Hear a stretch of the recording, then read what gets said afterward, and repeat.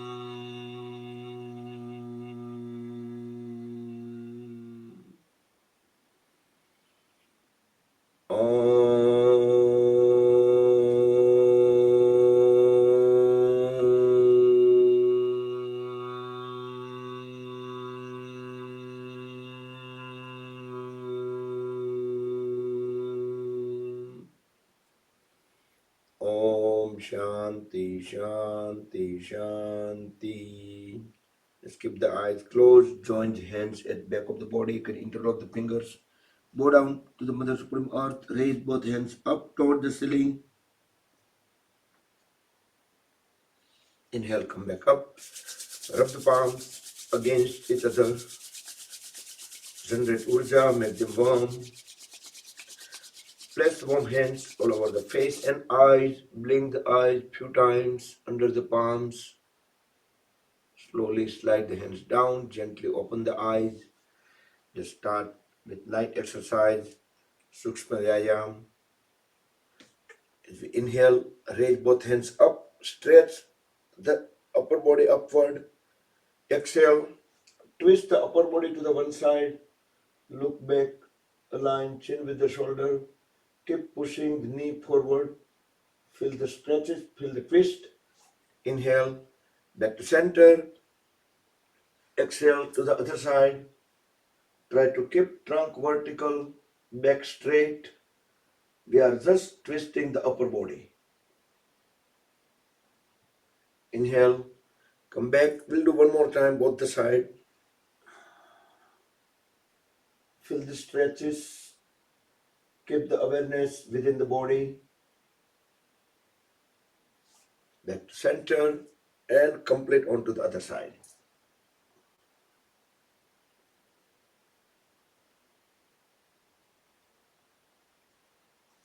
Come back and extend both hands sideways.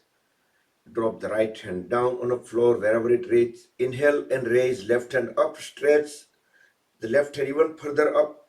Exhale. Bend sideways towards the right side. Keep looking up through the left bicep. Make sure the knee stays down. Inhale. Back to center. And same way to the other side. Exhale.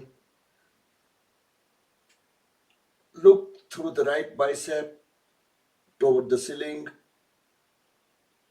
Inhale. Come back. We'll do one more time.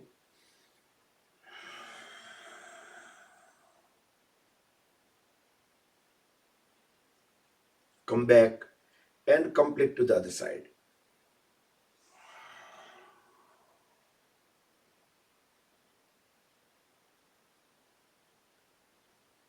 Come back and gently stand up.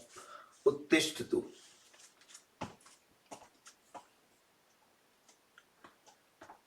Separate feet, 3 to 4 feet apart. Interlock the fingers, raise both hands up. We will do vertical Chakri Chalanasana. Look at back of the palm. Inhale, turn the upper body towards one side. As we exhale, bend down, bring the palms at the one foot. Slide them over to the other foot. Inhale, come back up from the other side. Keep staring at back of the palm. Second time, exhale, bend down to the other side and inhale, come back up. Third circle. Keep the awareness at the lower back. Feel the stretches. Once you complete the 3 circles, then reverse the direction.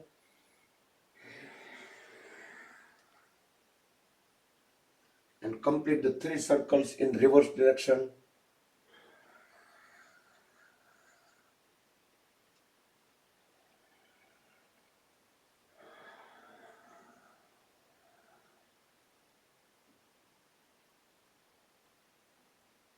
Okay, once you're done 3 and 3, then relax.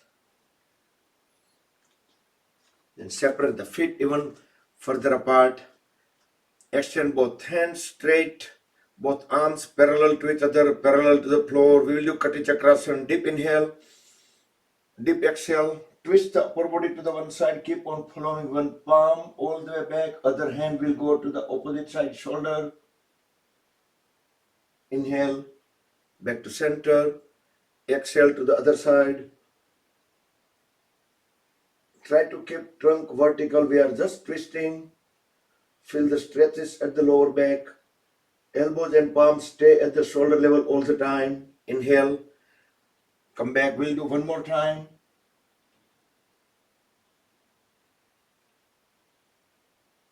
Come back.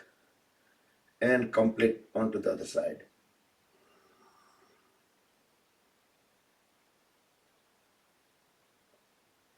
Come back. And bring both hands at the lower back. Thumbs on the sacrum. We can push thumbs in or we can circle them. Deep inhale, arch backward. Look into the back wall.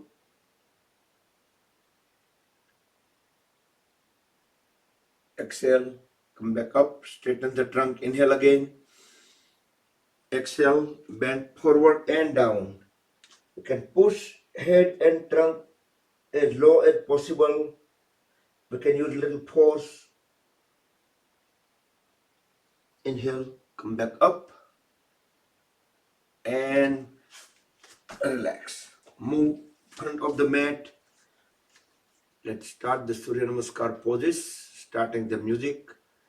So first 2 Surya Namaskars as always is the repeated mantra. So have a more time on each poses. So that consider as further warm up. And then we're going to have a regular another audio file. Just roll the shoulders back and down and begin.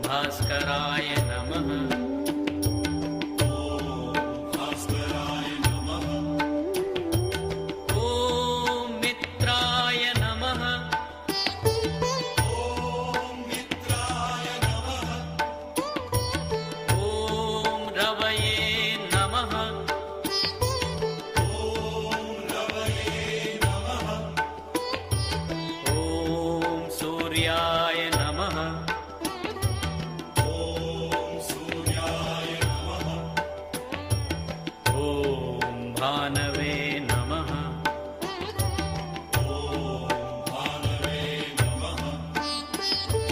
ॐ खगाय नमः।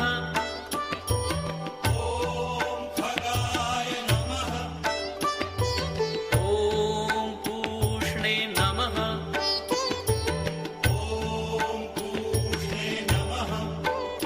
ॐ हिरण्यगर्भाय नमः।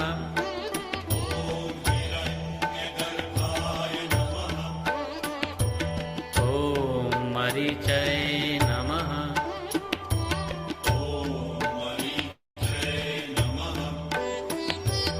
ॐ आदित्याय नमः।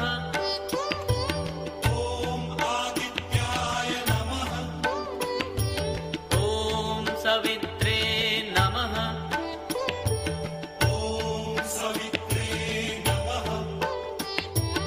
ॐ अर्काय नमः।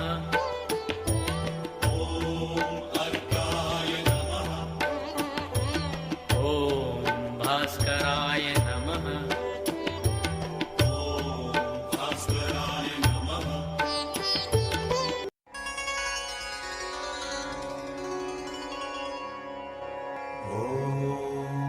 मित्राय नमः। ॐ रवये नमः।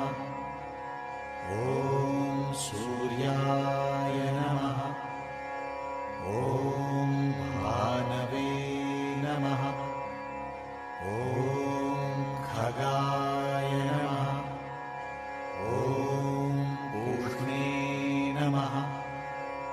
ॐ हिरण्यगर्भाय नमः। ॐ मरीचये नमः। ॐ आदित्याय नमः। ॐ सवित्रे नमः। ॐ अर्काय नमः।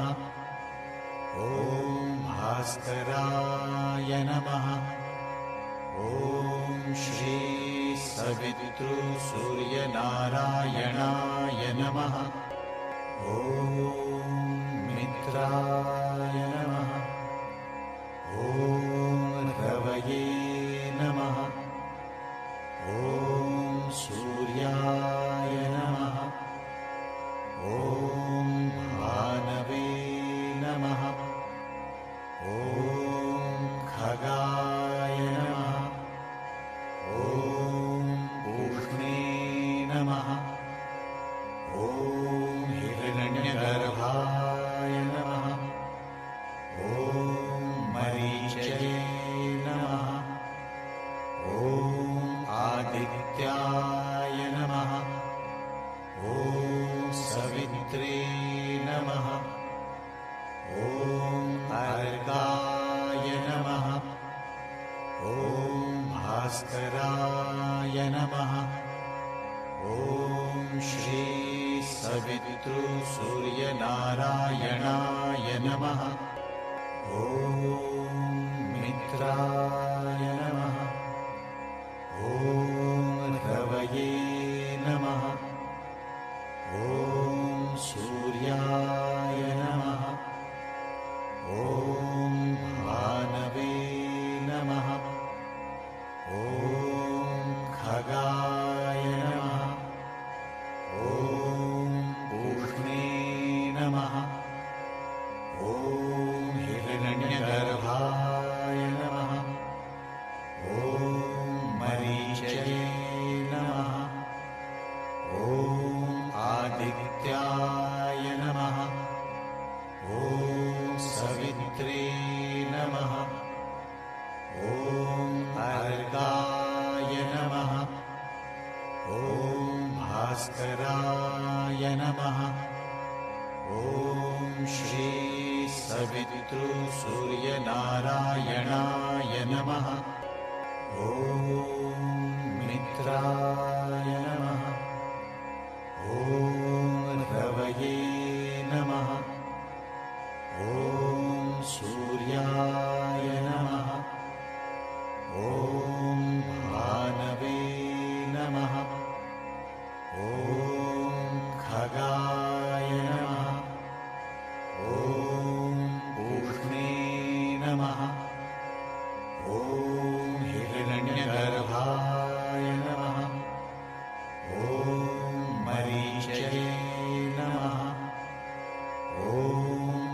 आदित्याय नमः। ॐ सवित्रे नमः। ॐ अर्काय नमः। ॐ भास्कराय नमः। ॐ श्री सवितृसूर्यनारायणाय नमः। ॐ मित्राय नमः। ॐ रवये नमः। ॐ सूर्याय नमः। ॐ भानवे नमः। ॐ खगाय नमः। ॐ पूष्णे नमः। ॐ हिरण्यगर्भाय नमः। ॐ मरीचये नमः। ॐ आदित्याय नमः। ॐ सवित्रे नमः। ॐ अर्काय नमः। ॐ भास्कराय नमः। ॐ श्री सवितृसूर्यनारायणाय नमः। ॐ मित्राय नमः। ॐ रवये नमः। ॐ सूर्याय नमः। ॐ भानवे नमः। ॐ खगाय नमः। ॐ पूष्णे नमः। ॐ हिरण्यगर्भाय नमः। ॐ मरीचये नमः। ॐ आदित्याय नमः। ॐ सवित्रे नमः। ॐ अर्काय नमः। ॐ भास्कराय नमः। ॐ श्री सवितृसूर्यनारायणाय नमः। ॐ मित्राय नमः। ॐ रवये नमः। ॐ सूर्याय नमः। ॐ भानवे नमः।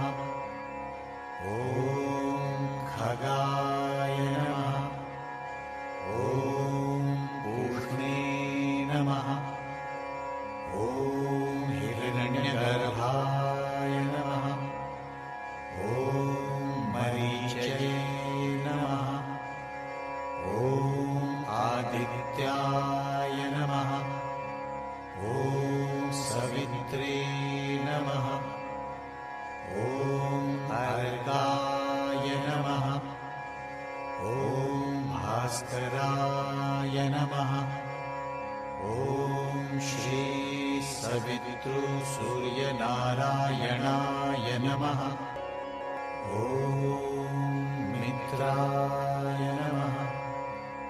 ॐ रवये नमः। ॐ सूर्याय नमः। ॐ भानवे नमः। ॐ खगाय नमः। ॐ पूष्णे नमः। ॐ हिरण्यगर्भाय नमः। ॐ मरीचये नमः। ॐ आदित्याय नमः। ॐ सवित्रे नमः। ॐ अर्काय नमः। ॐ भास्कराय नमः। ॐ श्री सवितृसूर्यनारायणाय नमः। ॐ मित्राय नमः। ॐ रवये नमः। ॐ सूर्याय नमः। ॐ भानवे नमः। ॐ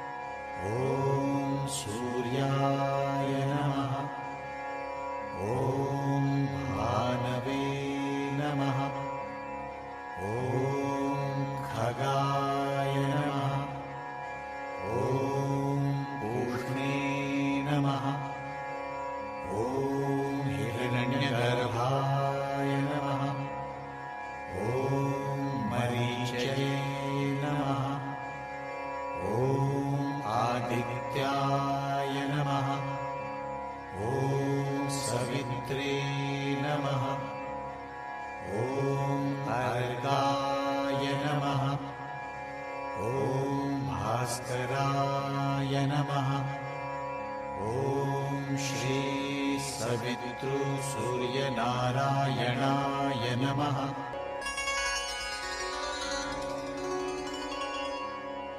ॐ मित्राय नमः।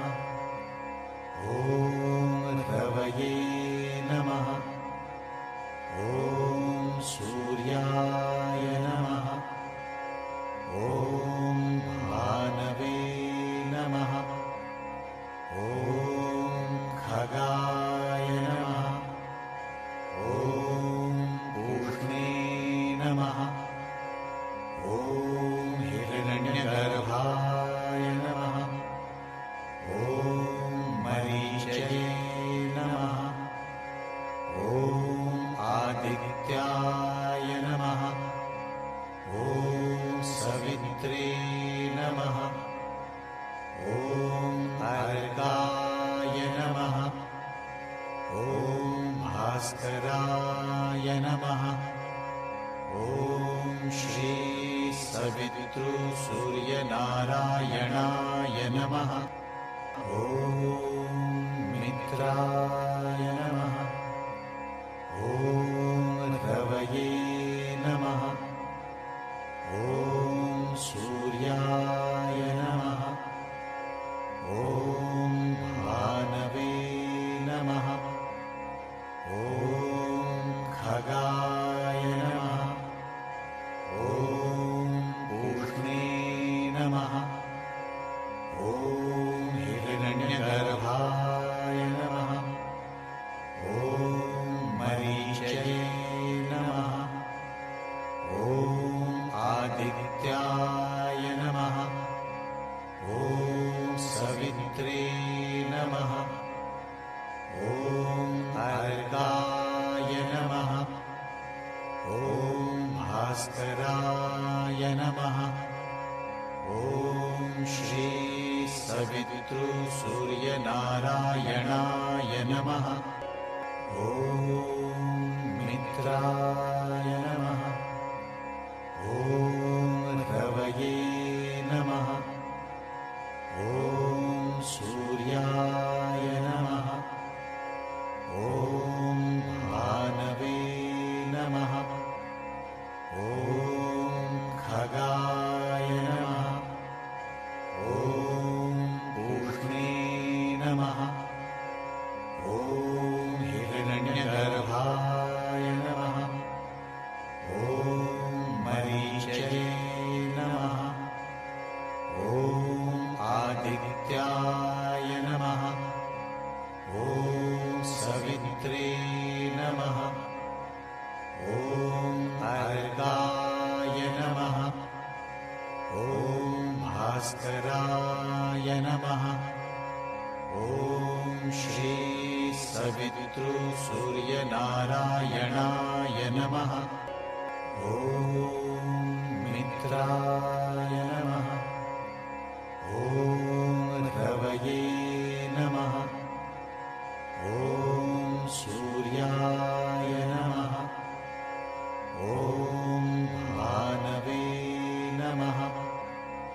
ॐ खगाय नमः।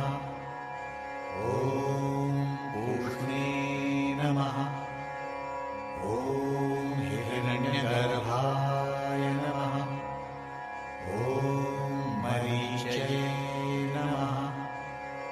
ॐ आदित्याय नमः। ॐ सवित्रे नमः। ॐ अर्काय नमः। ॐ भास्कराय नमः। ॐ श्री सवितृसूर्यनारायणाय नमः। ॐ मित्राय नमः। ॐ रवये नमः। ॐ सूर्याय नमः। ॐ भानवे नमः। ॐ खगा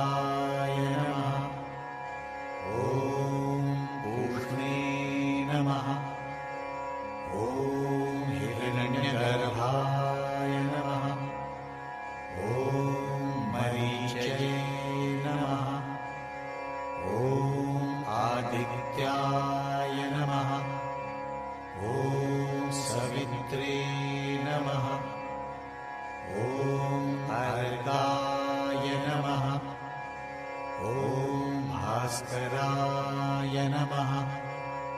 ॐ श्री सवितृसूर्यनारायणाय नमः। ॐ मित्राय नमः। ॐ रवये नमः। ॐ सूर्याय नमः। ॐ भानवे नमः। ॐ खगाय नमः। ॐ पूष्णे नमः। ॐ हिरण्यगर्भाय नमः। ॐ मरीचये नमः। ॐ आदित्याय नमः। ॐ सवित्रे नमः। ॐ अर्काय नमः। ॐ भास्कराय नमः। ॐ श्री सवितृसूर्यनारायणाय नमः। ॐ मित्राय नमः। ॐ रवये नमः। ॐ सूर्याय नमः। ॐ भानवे नमः। ॐ खगाय नमः। ॐ पूष्णे नमः। ॐ हिरण्यगर्भाय नमः। ॐ मरीचये नमः। ॐ आदित्याय नमः। ॐ सवित्रे नमः। ॐ अर्काय नमः। ॐ भास्कराय नमः। ॐ श्री सवितृसूर्यनारायणाय नमः। ॐ मित्राय नमः। ॐ रवये नमः। ॐ सूर्याय नमः। ॐ भानवे नमः। ॐ खगाय नमः। ॐ पूष्णे नमः। ॐ हिरण्यगर्भाय नमः। ॐ मरीचये नमः। ॐ आदित्याय नमः। ॐ सवित्रे नमः। ॐ अर्काय नमः। ॐ भास्कराय नमः। ॐ श्री सवितृसूर्यनारायणाय नमः। ॐ मित्राय नमः। ॐ रवये नमः। ॐ सूर्याय नमः। ॐ भानवे नमः। ॐ खगाय नमः। ॐ पूष्णे नमः। ॐ हिरण्यगर्भाय नमः। ॐ मरीचये नमः। ॐ आदित्याय नमः। ॐ सवित्रे नमः। ॐ अर्काय नमः। ॐ भास्कराय नमः। ॐ श्री सवितृसूर्यनारायणाय नमः। ॐ मित्राय नमः। ॐ रवये नमः। ॐ सूर्याय नमः।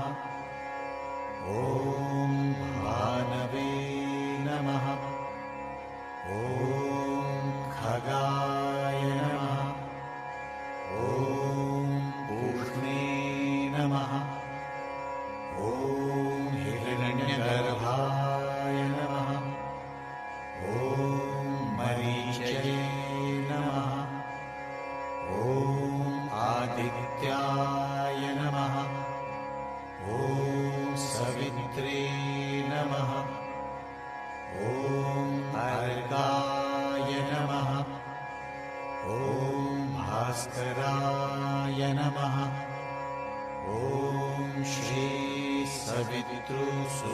नारायणाय नमः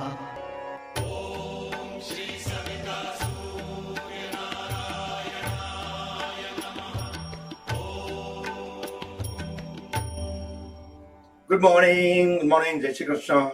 Hari Om, Hari Om. Let's shake up the whole body, the legs, feet, thighs, arms, everything to increase the activities within the body. More heartbeat, more pulse rate, more breathing rate. All right. Add some twisting and lay down in Shavasana.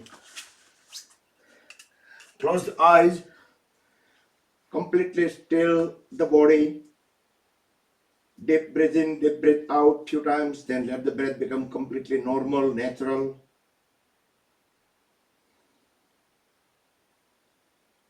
Keep the awareness within the body, feel the body weight, and notice how the body weight get transferred to the floor.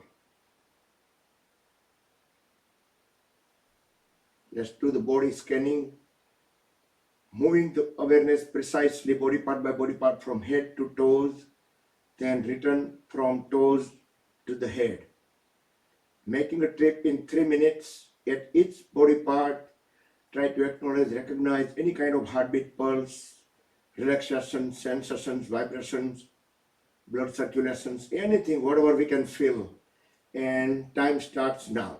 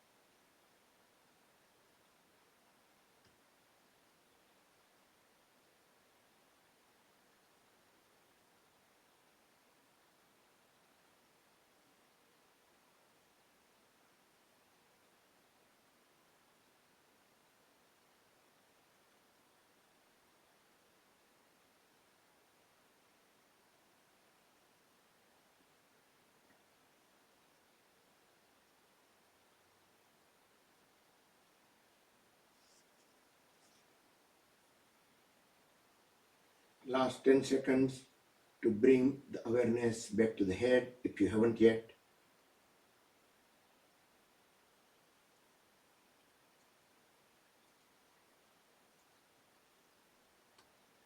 Bring the feet together, squeeze and release the toes few times, and move them side by side. Same time also turn the head on both the sides couple of times. Then give body a big stretch. Yastikasana, stick pose. Push all the toes together forward. Hands together, opposite direction. Feel the entire body elongated, few centimeters along with the floor. Full stretch, stretch, stretch, stretch, stretch. And relax. Bring both hands sideways, palms facing down, elbows straight. Keep the eyes closed till end of the session.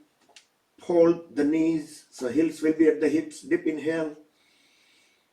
Deep exhale, drop both knees together on the floor towards left, turn the head towards right. Now push the palms in the floor so we can feel better twist, better stretches at the spine. Inhale, back to center, exhale to the other side. Both knees together on the floor towards right, head towards left. Push the palms in the floor, feel the stretches, feel the twist. Inhale, back to center.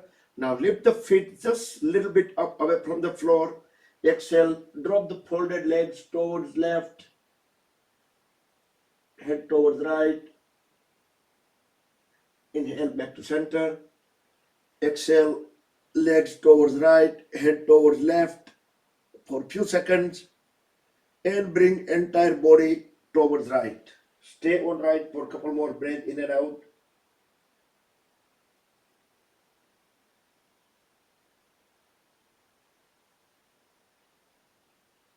And with help of elbows and palms, gently bring the body into any comfortable sitting posture. We will do Bhramari Pranayam 3 times.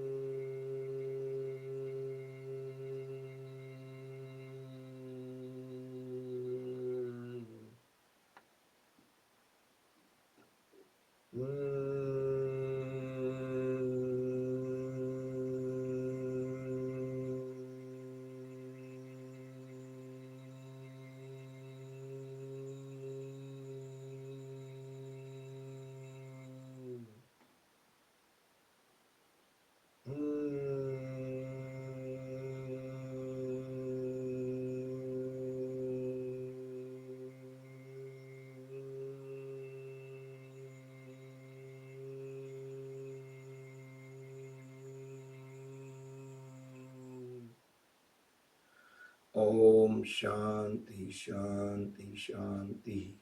Let's bring both hands in a Dhyan Mudra. Keep the back straight. Relax shoulders. Keep the eyes closed. Deep inhale, and we will chant one long Omkar.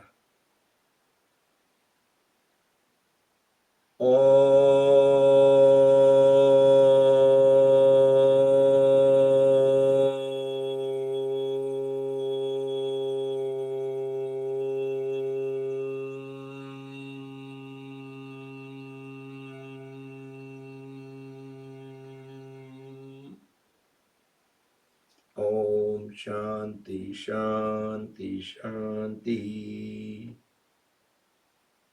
Rub the palms against each other.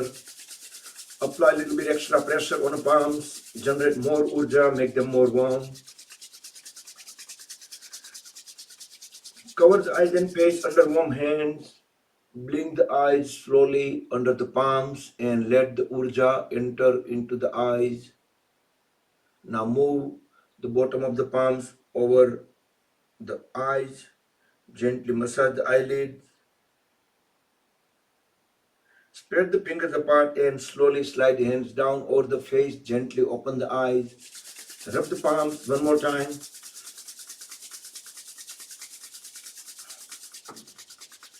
Place them on top of the head, back of the head, neck, throat, shoulders, arms, trunk, legs, back, or any problem part in the body to spread the energy within. Hari Om Tat Sat Shri Guru Bhyo Namah. Good morning, Jai Shri Krishna. Happy Thursday. So बृहस्पतिवार का दिन शुभ मंगल हो. And I'm going to let you all unmute. We can say hi and bye. Have a wonderful, wonderful day. Yep, you all are unmute. Good जय morning. Shri Krishna. Jai Shri Krishna. Everybody to everybody. All right. Okay.